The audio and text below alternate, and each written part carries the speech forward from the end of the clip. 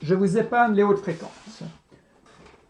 Le but de cette vidéo est de vous présenter quelques informations supplémentaires sur les timers de l'Arduino et sur des subtilités de programmation.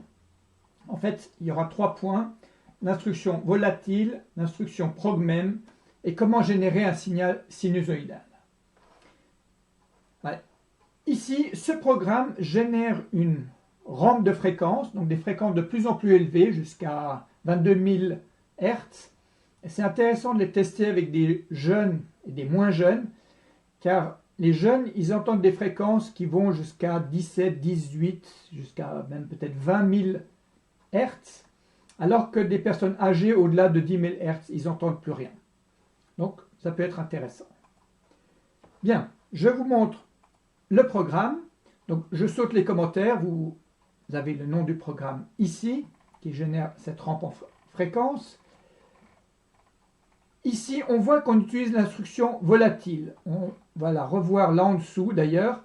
En fait, toutes les variables que l'on utilise dans la fonction d'interruption doivent être volatiles, parce que sinon le risque, c'est que la valeur de la variable a été sauvée dans un registre qui sera effacé au moment de l'interruption. Donc, il faut garder vraiment toutes les valeurs en volatile. On ajoute tout simplement cette instruction. Ce n'est pas grand-chose.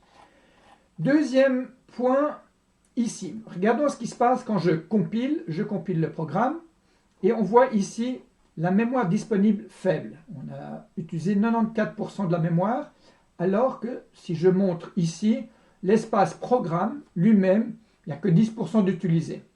Donc j'ai beaucoup d'espace mémoire pour le programme, mais pas beaucoup d'espace pour la mémoire dynamique, ce qu'on appelle la RAM.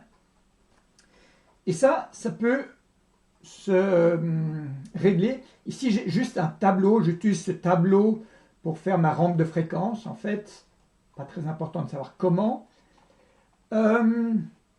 C'est des valeurs constantes. Donc, on peut les stocker dans le programme, dans la mémoire programme. Alors, je vais vous montrer ici. Voilà, c'est l'exemple suivant. Tout ce qu'il faut faire, il y a 2 choses à faire. La première, c'est quand on définit le tableau, donc on met const word, le nom, et on met cette instruction progmem. Et ensuite, quand on veut accéder aux valeurs, alors ça j'y accède par ici, alors voilà, on doit mettre pgm, souligné, read, souligné, word, espace, et puis, enfin non, pas espace, le e-commercial, le nom du tableau que l'on désire.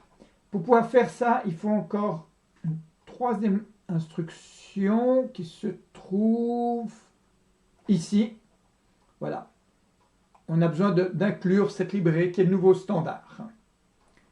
De cette manière, si je compile ce programme, je le compile, eh bien on voit que la mémoire dynamique, la RAM utilisée, ne fait que 10%, il n'y a pas de problème. Et puis la mémoire de programme, bon, elle est un peu plus grande, plus utilisée que tout à l'heure, mais il n'y a pas de difficulté. Cette instruction fait en sorte que les données qui sont là sont stockées dans la mémoire du programme et pas dans la mémoire RAM. C'est la raison aussi pour laquelle, pour y accéder, on doit utiliser cette instruction spéciale qui est ici. Le dernier point que j'aimerais montrer se trouve dans le programme qui est ici. Et la question est comment générer un signal sinusoïdal. D'abord, je vous montre le résultat. On voit que j'ai un signal sinusoïdal plus un autre signal carré, mais c'est le signal sinusoïdal qui m'intéresse.